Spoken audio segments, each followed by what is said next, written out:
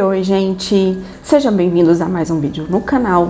Eu sou a Tuane e hoje eu vou dar andamento às histórias dos objetos assombrados. Mas antes, se você ainda não se inscreveu no canal, se inscreva. Já curte o vídeo agora no comecinho, que é muito importante, e assim vocês me ajudam a crescer na plataforma. E já ativa o sininho da notificação para não perder nenhum vídeo novo que vai aparecendo aqui para vocês. E se vocês gostam desse tipo de conteúdo, já fica aqui comigo até o final. Hoje eu vou falar para vocês um pouquinho sobre a história de uma cadeira amaldiçoada. Eu espero que dê tudo certo com esse microfone, mas antes de dar andamento à história da cadeira amaldiçoada, eu queria agradecer. Hoje o canal completou 200 inscritos. É muita gente para um canal que começou a postar praticamente todos os dias em 2 semanas. E obrigada de coração a todos vocês que estão aqui, que estão gostando do meu trabalho. Eu espero melhorar cada vez mais. A todos vocês eu só tenho muita gratidão. Agradeço mesmo de coração. E eu sei que com o apoio de vocês, eu vou trazer aqui cada vez mais e mais conteúdos. O meu foco não é ficar só nas histórias de objetos assombrados. Eu quero trazer aqui os relatos de vocês, a experiência mesmo, assim, ó, de verdade, a real de vocês. Mas para isso eu preciso que comece a chegar mais relatos aqui no e-mail. Estão chegando muito pouco ainda. Mas à medida que for chegando, eu vou vindo aqui e vou contando para vocês. No mais, é só agradecer a oportunidade que cada um de vocês estão me dando para que eu possa fazer esse trabalho. Mas sem muita enrolação, vamos lá. Vamos falar da história por trás da cadeira amaldiçoada de Thomas Busby. Hoje, se você entrar dentro do ali ao adentrar no Museu Trysky, você vai encontrar um objeto particular que atrai bastante a atenção dos visitantes. E este objeto está pendurado no teto, ao invés de ficar no chão, como qualquer outra peça de exposição. E por que essa cadeira fica pendurada no teto? Quem poderia imaginar que esse objeto ele foi amaldiçoado por um assassino no início do século XVIII e que supostamente quem sentar nela está com a sua morte traçada. Mas quem foi essa pessoa que amaldiçoou essa cadeira? Lá no condado de North Yorkshire vivia Thomas Busby. Este homem se casou com a filha de Daniel Awet, a Elizabeth. E juntos eles investiram em um negócio. Busby era dono de uma pousada próxima ao Donut Hall, onde o sogro havia comprado a sua propriedade. Thomas sempre foi muito ambicioso e não recusou o convite de Daniel para trabalharem como parceiros nas atividades ilegais. Sim, eles trabalhavam com atividades ilegais. Eu não sei se vocês sabem, nessa época era contrabando de bebida, muita coisa. Por um tempo, a sociedade estava funcionando muito bem. Só que Busby começou a ter problemas com o álcool e começou a irritar o seu sogro. A relação entre sogro e genro foi ficando cada vez mais nebulosa. Tanto que, há 4 séculos atrás, falta documentos para saber realmente sobre o caso. O que se sabe é que foi passado aquele boca a boca, de geração para geração. Mas vamos lá. Em 1702, o dia exatamente não se sabe, foi perdido, Thomas e o seu sogro se envolveram em uma discussão bastante acalorada. Essa discussão foi provocada tanto pelos trabalhos ilegais quanto à insatisfação de Daniel com o casamento da sua filha com Busby. Quando o Thomas retornou para a pousada, depois de um dia de muita bebedeira, sim, ele estava bebendo bastante, o seu sogro estava lá à sua espera, sentado na sua cadeira favorita. E ele, muito bêbado e bem irritado, pediu que Daniel se retirasse da sua casa. Assim o fez, né? Mas com muita discussão, muitas brigas, e ele saiu e levou Elizabeth consigo.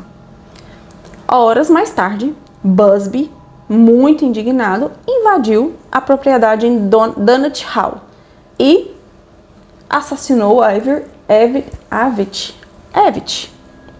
seu sogro, com um martelo. E em seguida, jogou seu corpo na floresta.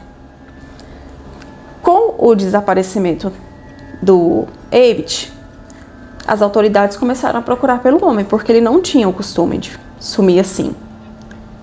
E ele foi rapidamente localizado. E com pouco tempo, a investigação chegou a quem foi o responsável por esse homicídio. Thomas foi capturado em sua pousada e acusado de assassinato. Ainda naquele ano, ele já foi julgado e condenado à forca. No dia da sua execução, ele fez um pedido bem peculiar. Ele queria tomar a sua bebida preferida, sentado na sua cadeira tão amada. E assim foi concedido. Ao ser retirado pelos policiais, com destino à sua última morada, ele teria amaldiçoado a cadeira, dizendo que qualquer um que se sentasse nela, a morte viria bem rápido. E essa lenda foi passando por uma variação. Uma outra versão é que o pedido dele foi negado. E, a caminho da forca, ele gritou a maldição, dizendo que quem sentasse na cadeira morreria. O fato é que essas mortes misteriosas realmente aconteceram. E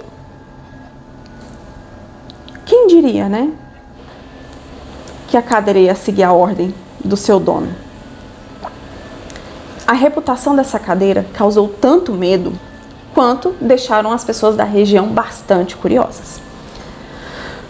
O que a história passa de tempos em tempos é que foram um total de mais de 60 vítimas que se sentaram no item e morreram de formas inesperadas. Acredita-se que a primeira vítima tenha sido um limpador de chaminés, lá em 1894. Em uma noite qualquer, o homem se sentou na cadeira e bebeu lá na pousada do Busby.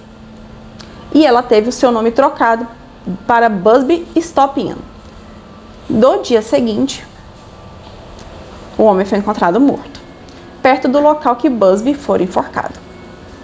A polícia pensou até que foi um caso de suicídio.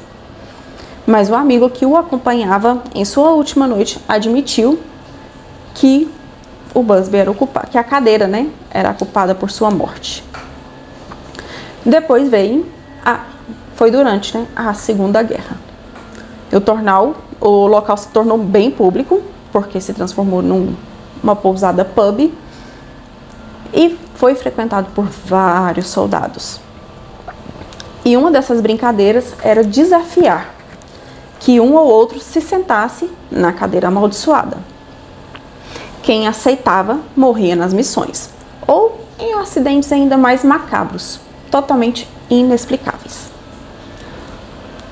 Como foi assim o caso de 2 aviadores que se sentaram no objeto, sobreviveram à guerra, mas morreram em uma batida de carro. Sim, eles bateram um carro em um poste. Séculos depois, já lá em 1970, outras pessoas vieram a óbito. E a causa foi atribuída à maldição fatal da cadeira.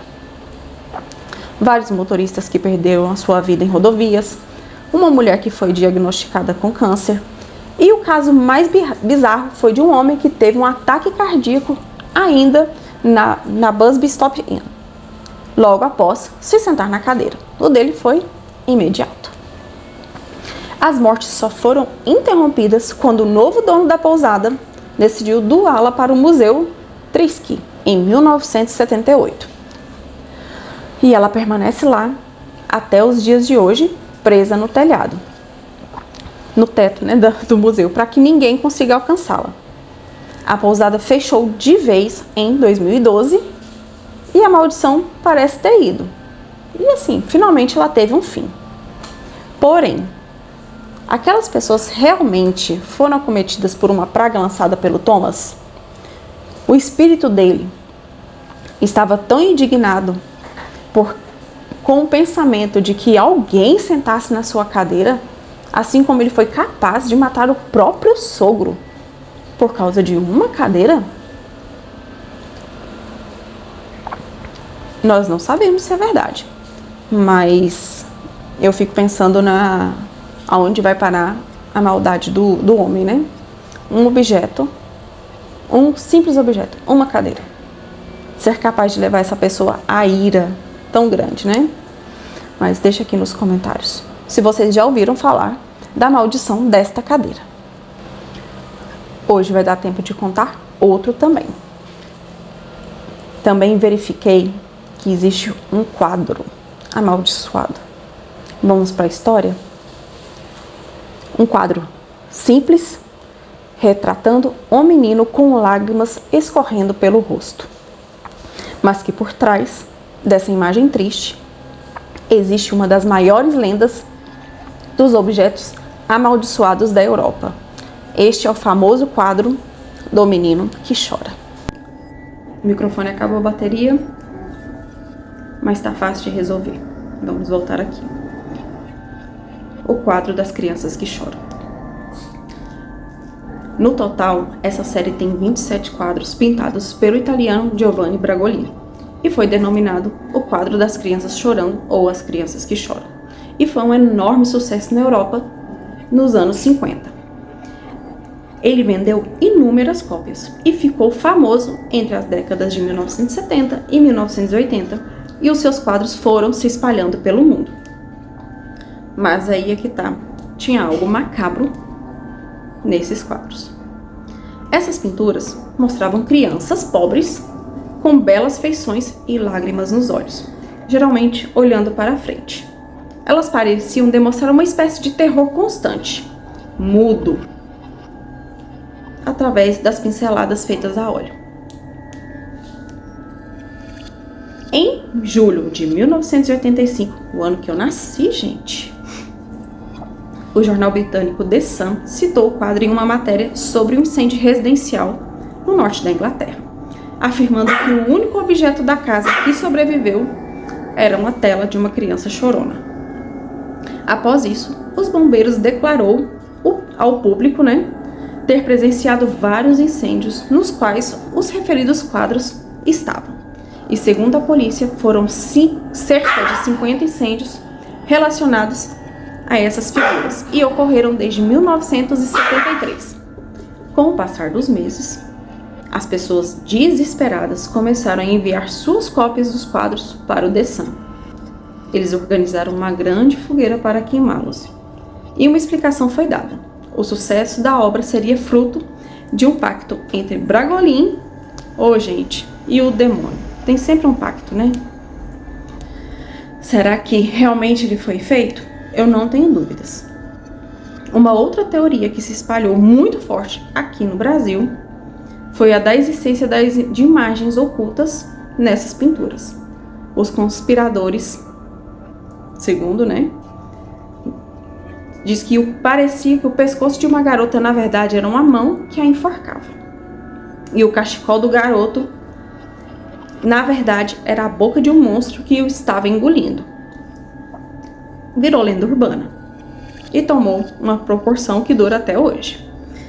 Porém, isso são lendas e acredita-se que lá na Inglaterra, nos anos de 80, os quadros não teriam se incendiado pela alta densidade do compensado nos quais eles eram impressos. Demorava para pegar fogo, Mas aí também entra uma outra controvérsia. Se eram tintas a óleo, mesmo com a densidade do papel, era para pegar fogo. Teria pelo menos manchado. E também tem uma suspeita de que a grande rivalidade que o jornal The Sun enfrentava com o Daily Mirror em meados dos anos 80, que fazia com que notícias sensacionalistas fossem uma ótima arma de publicidade. E a lenda desse quadro foi feito para atrair a atenção do público para o jornal, no caso, o The Sun. Mas me digam aí, será coincidência? Ou realmente existe algo de sombrio por trás do olhar triste destes meninos chorando? Vocês teriam coragem de ter um quadro desse na casa de vocês? Eu não teria. Mas me digam aí nos comentários o que vocês acham. E, gente, eu vou ficando por aqui. Essas foram as 2 histórias de hoje. Muito obrigada por terem me assistido. Se vocês gostaram, não esqueça de dar um like. E se não se inscreveu, se inscreva agora no canal. Me ajuda bastante. E deixe nos comentários o que vocês estão achando dos vídeos. E caso vocês queiram que eu conte os relatos reais de vocês, aquilo que acontece de verdade, essas experiências de vocês, eu vou deixar o e-mail aqui na descrição do vídeo. E eu vou ter uma enorme satisfação de contar um pouquinho da história de vocês aqui, de partilhar essas experiências e muita gente aqui acabar se ajudando. E é isso, beijos e vejo vocês no próximo vídeo. Tchau!